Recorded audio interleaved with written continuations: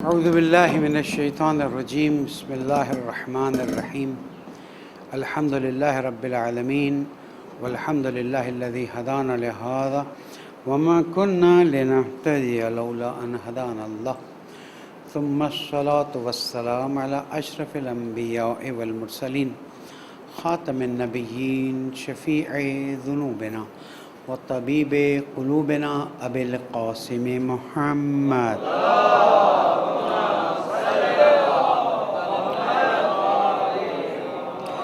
وعلى أهل بيته الطيبين الطاهرين المعصومين المظلومين الذين أذهب الله عنهم الرجس وطهرهم تطهيرا.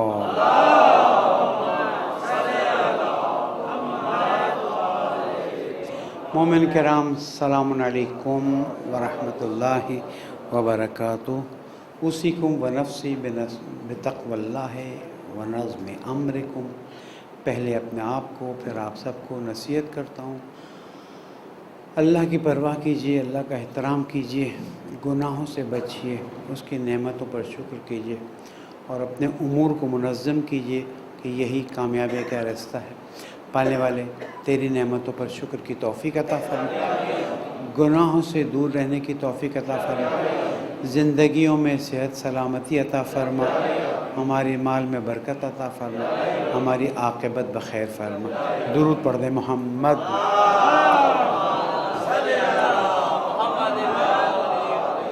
ہماری گفتگو نہج البلاغہ مولا کائنات امیر المومنین علی ابن ابی طالب علیہ السلام کے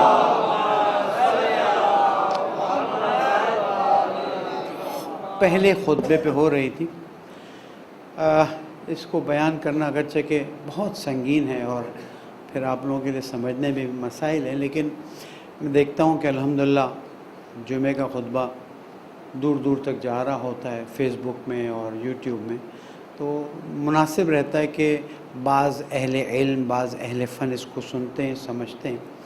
اور پھر یہ جو ہم پر الزام لگایا جاتا ہے کہ ہم تو مثلاً بت پرستی کرتے ہیں، شرک کرتے ہیں، تو ہم بتانا چاہتے ہیں کہ ہم تو اپنے امام کو مانتے ہیں، جو وہ کہتے ہیں وہ ہم مانتے ہیں، جو وہ بتاتے ہیں اسے ہم قبول کرتے ہیں. اور یہ میرا چیلنج ہے، اور یہ میرا چیلنج نہیں میرے مولا کا چیلنج ہے کہ 1400 سال سے زیادہ گزر گئے ہیں، ابھی تک اس خطبے کے مقابلے میں ایک جملہ کوئی نہیں لا سکا. یہ میرے مولا کی افضلیت کا کھلا اعلان ہے کہ تم مانو یا نہ مانو، یہ وہ ہستی ہے جس کو اللہ سبحانہ وتعالیٰ نے علم سے نوازا، جس کو اللہ سبحانہ وتعالیٰ نے اونچے مقامات سے نوازا، اور نہ میرے مولا کے کلام کے مقابلے میں کوئی کلام آ سکا ہے، نہ میرے مولا کے مقام کے مقابلے میں کوئی مقام آ سکا ہے. اللہ تعالیٰ سے دعا کرتے ہیں ہمیں بھی ہمارے مولا کے کلام کو سمجھ کر اس پر عمل کی توفیق عطا فرمائے. ایک درود پڑھ دیں محمد.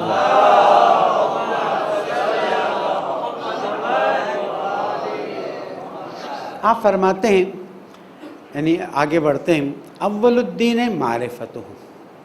دیکھو دین میں جب تم داخل ہونا چاہتے ہو تو اللہ کی معرفت کے بغیر دین میں داخل نہیں ہوا جا سکتا.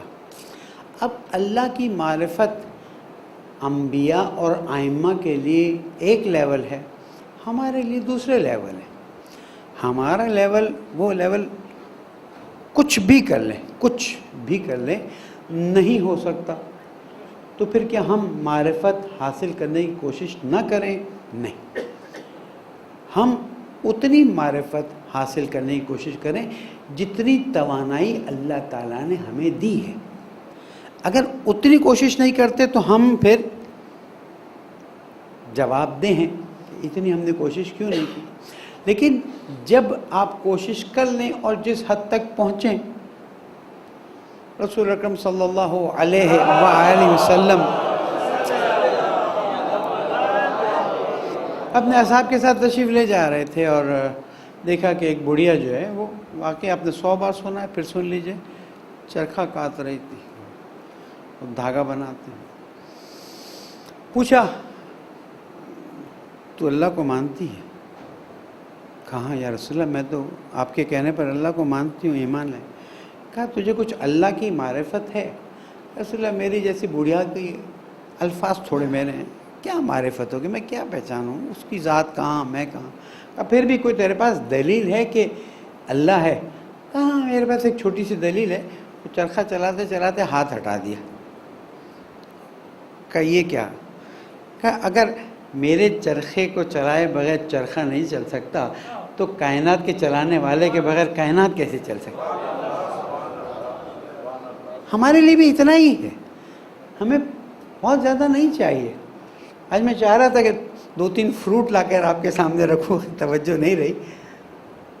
ایک اسٹرابیری کو اٹھا کے آپ دیکھ لیجئے، لیچی آپ کے ہاں ماشاءاللہ آئی ہوئی ہے، 1-2 ضرور کھا لیں، اس لیے کہ ان میں ضرور صحت کے لحاظ سے کوئی فائدے ہیں، لیکن کھانے سے پہلے اس کی شکل تو دیکھ لیں، اس کے پانی کا نظام تو دیکھ لیں، پھر اس کے بعد جب اس کا چھلکا کھولیں تو باہر کا چھلکا الگ، اندر کا چھلکا الگ، پھر اس کا گودا الگ، پھر اس کا بیج الگ۔ بس یہ معرفت آپ کے لیے بہت ہے کہ پالنے والے تو نے ابھی آ رہا ہے، تو نے بغیر دیکھے، بغیر سوچے، بغیر سمجھے کائنات کو خلق کر دیا، اور اتنا کامل خلق کیا کہ تیرے بڑے بڑے دشمن بھی تیری ان مخلوقات میں کوئی عیب نہیں ڈھونڈ سکے۔ اس سے آگے چلے، یہ پورا بدن ہے نا، سائنس نے ترقی کی نا، بدن میں یہ خرابی ہو تو یہ کرو، یہ خرابی ہو تو یہ کرو۔ آنکھ کے 5 اسپیشلسٹ ہیں الگ الگ قسم کے، بدن کے پتہ نہیں کتنے اسپیشلسٹ ہیں، یہ سارے سالوں سال سے آ رہے ہیں، ان میں سے بہت سے لادین بھی گزرے ہیں، لیکن آج تک انہوں نے نہیں بتایا کہ آنکھوں کو اس جگہ کے علاوہ کہیں اور لگا سکتے ہیں، اور اگر لگانا مفید ہوتا تو کوئی نہ کوئی تجربہ بھی کر کے دکھاتے۔ یہ جو کہتے ہیں جناب انسان زمانے کے لحاظ سے اس نے کمال حاصل کیا ہے، یہ ان کی غلط فہمی ہے۔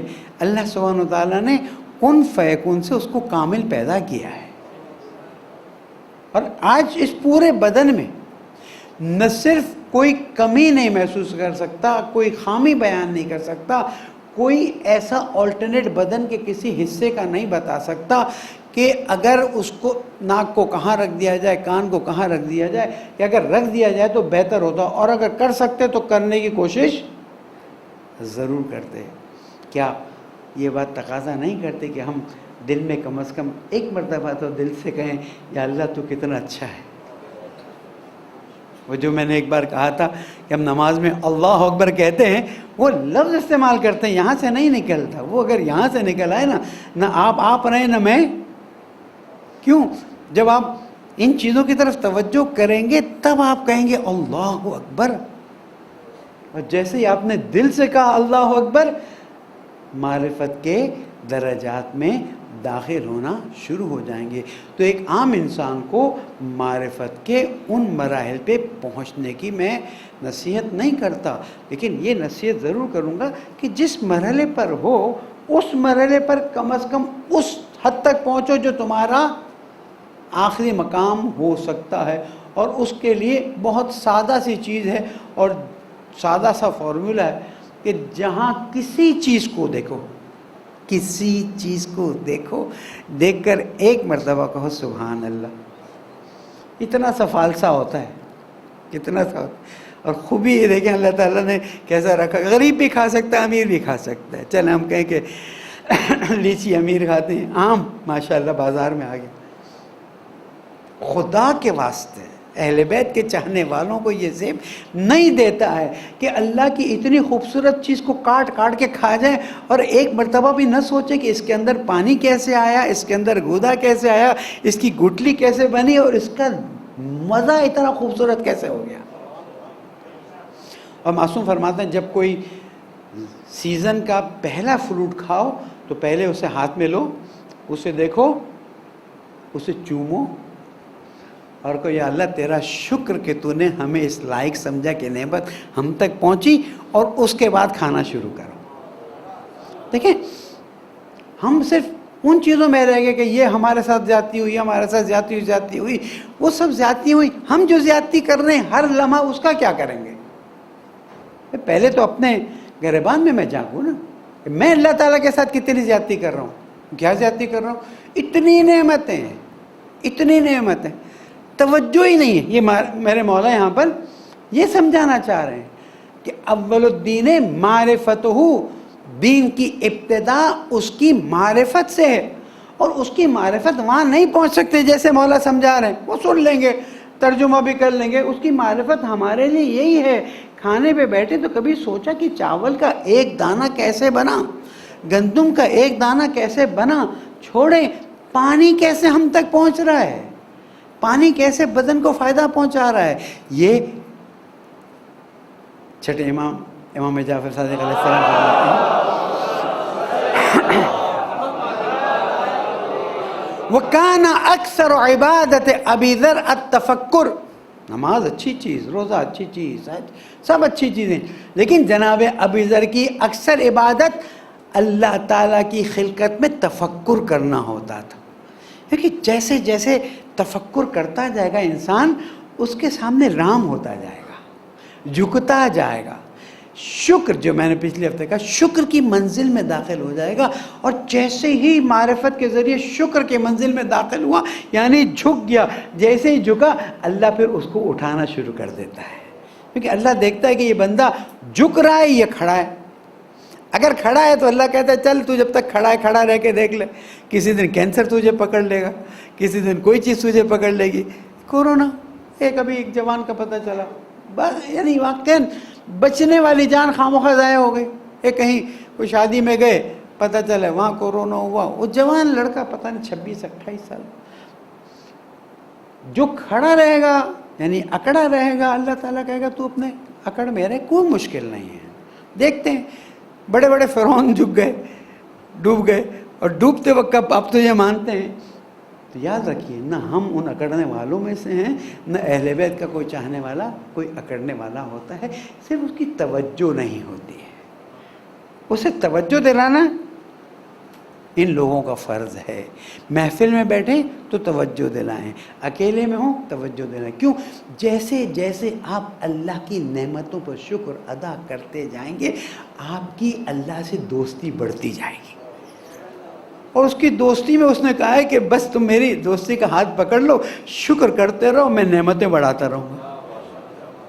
میرے پاس $1 ملین ہو اور میں کینسر میں پڑا ہوا ہوں، اور وہ ڈالر میرے کام نہ ہے. میں نے ایک مثال دی تھی، میرے ایک کلاس فیلو تھے، اللہ رحمت کرے، میں کینیڈا گیا، ان سے ملا، آخری دن تھے.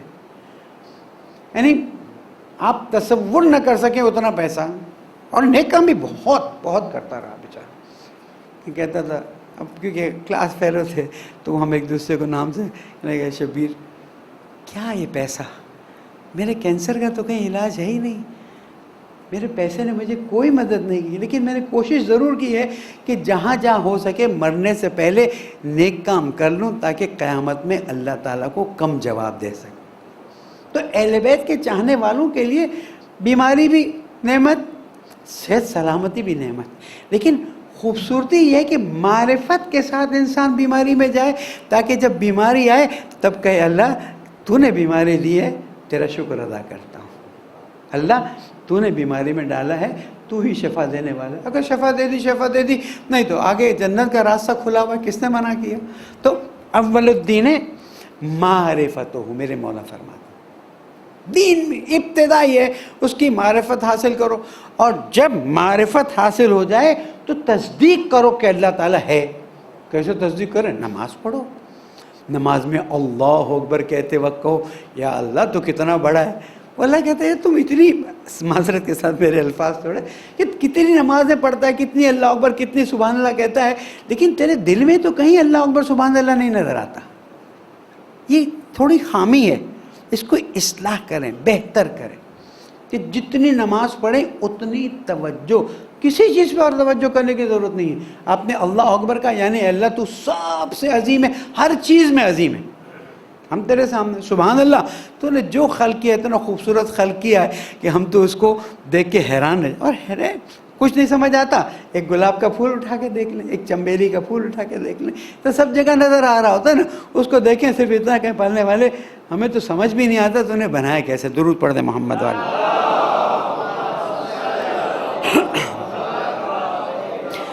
تو جب معرفت کے کسی مرحلے پر پہنچو تو تصدیق کرو کہ ہاں اب ہمیں یقین آ رہا ہے کہ اللہ سبحانہ و تعالیٰ، اور کمال و تصدیق یہ ہے کہ اس کو وحدہ لا شریک سمجھو، کوئی کسی بھی چیز میں لم یلد ولم یولد ولم یکن لہ کفوا، یہ معرفت کے اونچے. اور جتنا آپ سائنس پڑھتے جائیں گے، وہ کہتے ہیں جناب علماء سائنس کے خلاف ہیں. نہیں، علماء سائنس کے خلاف نہیں ہیں، علماء صرف پھیکا سائنس پڑھنے کے خلاف ہیں. سائنس کے اندر اللہ کی معرفت کا نمک ڈالتے جاؤ، اللہ کے معرفت کا نمک ڈالتے جاؤ تو تمہیں اندازہ ہو جائے گا. کیسے نمک ڈالیں؟ بابا تم نے دیکھا نا کہ کائنات کا اس طرف جو ہے وہ پتہ نہیں کتنے بلین لائٹ ایئرز یہاں سے دور ہے. چھوڑ دیجئے، یہاں سے سورج کتنے لائٹ ایئرز دور ہے؟ 8. سورج جب لائٹ بھیجتا ہے، یوٹیوب پہ بڑی اچھی ایک وہ ہے کہ لائٹ ایئر کیسے کیلکولیٹ کریں. سورج جب وہاں سے روشنی یعنی اوپر آنا شروع ہوتا ہے تو چل ہی رہا ہوتا ہے، تو 8 منٹ لگتے ہیں. اس 8 منٹ میں سورج کی تپش اور سورج کی روشنی کتنی سرعت سے ہماری طرف آتی ہے تصور نہیں کر سکتے. بھائی سائنس پڑھ رہے ہو نا، جب یہ پڑھو تو تم کہو میرے اللہ کتنا خوبصورت تو نے بنایا ہے.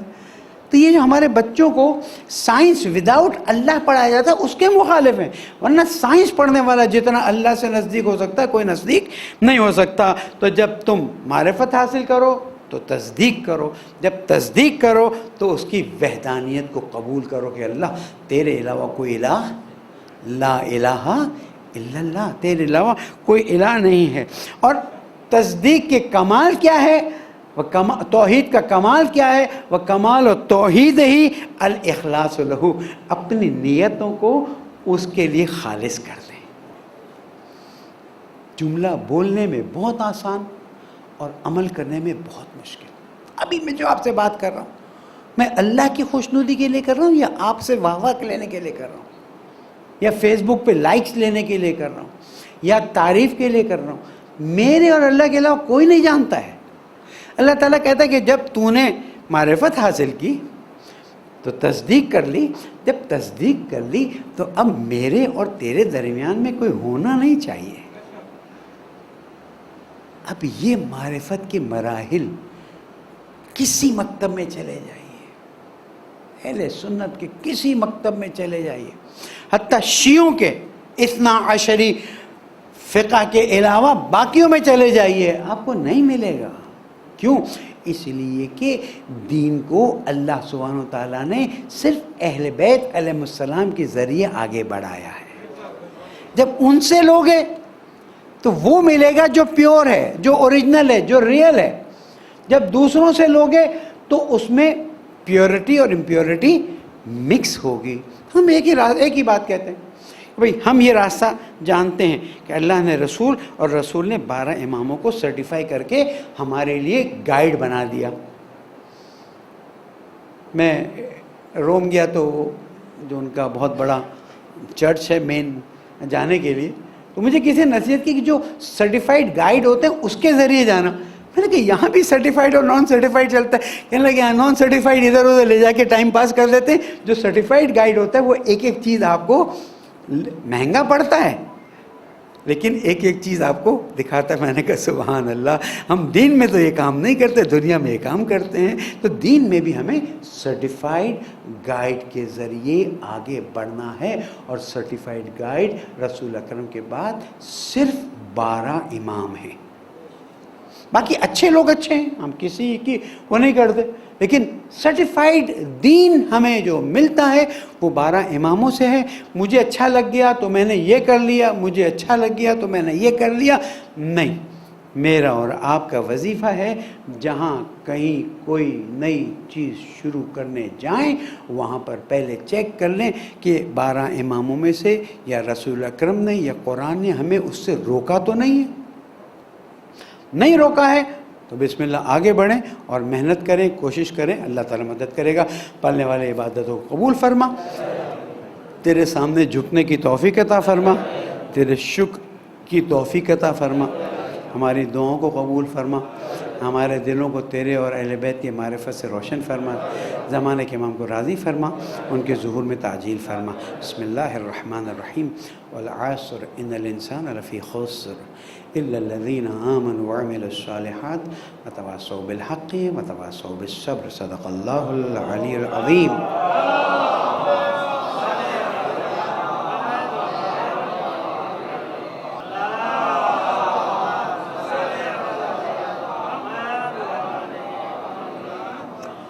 اعوذ باللہ من الشیطان الرجیم۔ بسم اللہ الرحمن الرحیم۔ الحمدللہ رب العالمین۔ مومنین تقوی اختیار کیجئے کہ یہی کامیابی کا راستہ ہے۔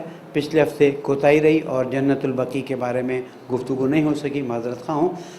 جنت البقیع اور چھٹے امام دونوں کا ایک ڈائریکٹ رابطہ ہے، اور شہادت امام جعفر صادق علیہ السلام کے دن گزرا ہے صلی اللہ علیہ وسلم۔ البتہ 2 تاریخیں 15 شوال بھی ہے، 25 شوال بھی ہے۔ انشاءاللہ امید ہے کہ ہم ائمہ معصومین علیہ السلام کی زندگی کا مطالعہ کرنے کی کوشش کریں کہ تھوڑا تھوڑا وقت نکالیں، لیکن نکالیں، اور ساتھ ساتھ دعا کریں کہ کوئی راستہ نکلے کہ جنت البقیع پھر سے تعمیر ہو، اور جب ہم جائیں تو جس طرح کربلا میں آرام سے زیارت کر سکتے ہیں وہاں بھی زیارت کر سکیں۔ درود پڑھ دیں محمد والے۔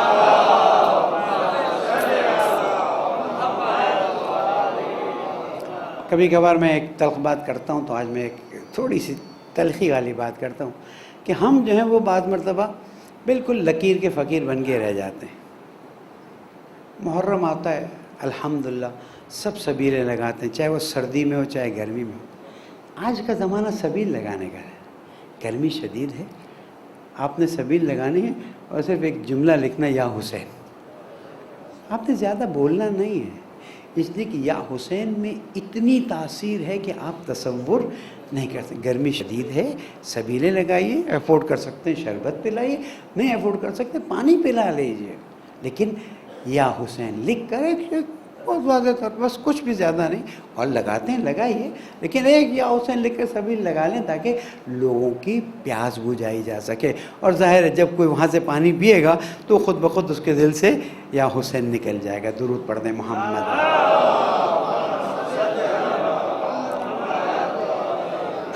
کورونا کے بارے میں بات آئی ہے کہ جنہوں نے ویکسین لگائے وہ 2 سال میں مر جائیں گے۔ ہمیں حل نہیں ہے، ہم جنت میں جانے کے لیے تیار ہیں، لیکن میرا ایک سوال ہے، میں نے کہیں دیکھا یا جو بھی، کہ اسرائیل کے سب لوگوں نے لگا لیے ہیں، اسرائیل کے سارے لوگوں نے کورونا ویکسین لگا دیا، تو پھر 2 سال میں اسرائیل بھی ختم ہو جائے گا۔ پرسوں کسی نے بتایا کہ میرے خیال میں یو کے میں 34 ملین سے زیادہ لوگوں نے ویکسین لگا لیا ہے، اور امریکہ میں بھی کروڑوں لوگوں نے ویکسین لگا لی ہے۔ تو جنہوں نے نہیں لگائے وہ خوش ہو جائیں کہ اب دنیا جو ہے انسانوں سے خالی ہونے والی ہے، اور وہ سکون سے رہیں گے۔ بیوقوفی کی باتیں ہیں، چھوڑ دیجیے ان باتوں کو۔ ہاں، فائزر ویکسین، ایسٹرازینیکا ویکسین کے بارے میں کچھ چیزیں آئی ہیں، اس کے رپورٹس اور ریزلٹس وہ بھی کم ہیں، ایسا نہیں بہت زیادہ ہے۔ اس لیے میں نے پہلے دن بھی کہا، آج بھی کہہ رہا ہوں، خدا را ویکسین پوری ذمہ داری کے ساتھ کہہ رہا ہوں، دنیا میں بھی اور اپنے ریسرچ کر کے کہہ رہا ہوں کہ ویکسین لگا لیجئے، لیکن درخواست ہے چائنیز ویکسین لگائیں۔ اور بیٹیاں جو ویکسین لگائیں گی وہ تو کنفرم چائنیز ویکسین لگائیں گی، دوسرے ویکسین نہیں لگائیں گی، اس لیے کہ دوسرے ویکسین میں احتمال ہے، اور ہمیں نہیں ہے کہ ہماری بیٹیاں جو خدا نخواستہ کوئی تھوڑا بہت بھی ان پر اثر آئے۔ چائنیز ویکسین اور رشین ویکسین کے بارے میں یورپین سائنٹسٹ نے بھی بہت اچھے وہ دیے ہیں، اور دوسرے سائنٹسٹ نے بھی، اس لیے خدا را اب ویکسین لگانے کا ٹائم آ گیا ہے، جلد از جلد ویکسین لگا لیجئے تاکہ انشاءاللہ اللہ تعالیٰ آپ کو سلامت رکھے۔ لیکن ویکسین لگانے کے بعد بھی احتیاط کا دامن ہاتھ سے نہیں چھوڑنا۔ درود پڑھ دیں محمد۔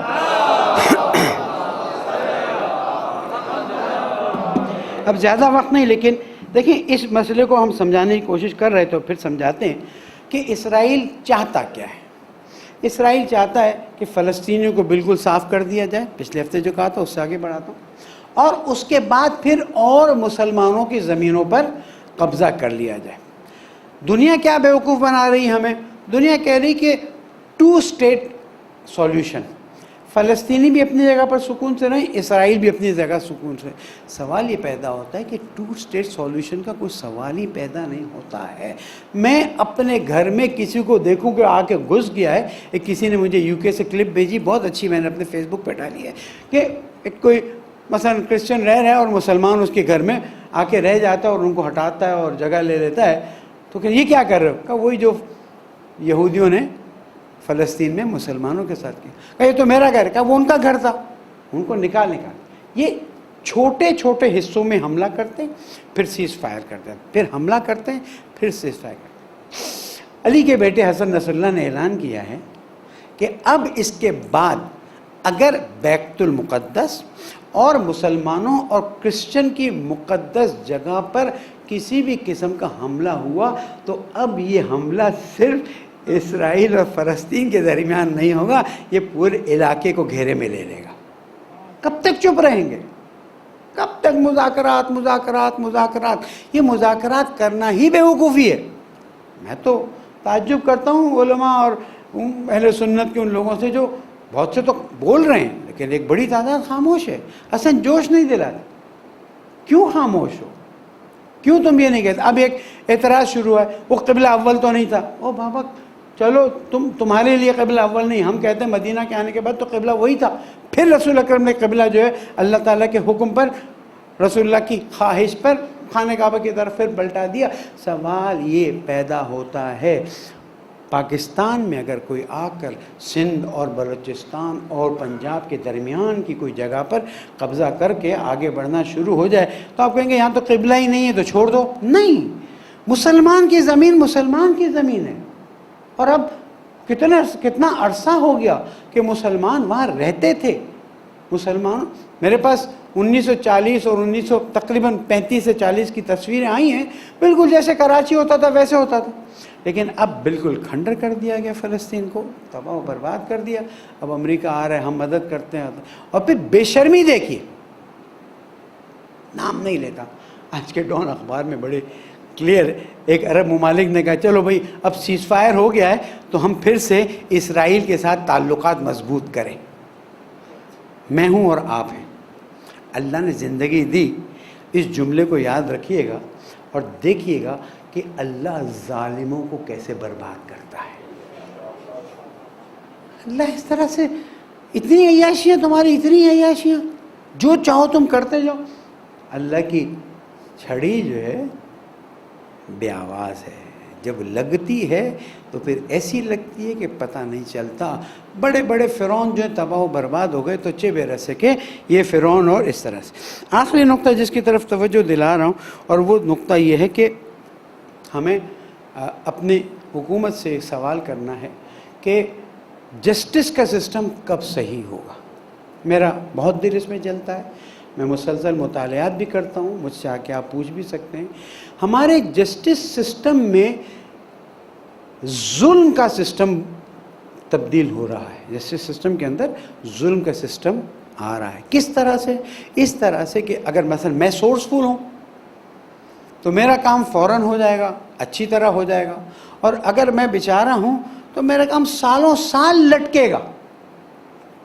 اور اب وکلاء نے بھی آواز اٹھانا شروع کی. میں ان کو سلام کرتا ہوں جو با انصاف وکلاء ہیں.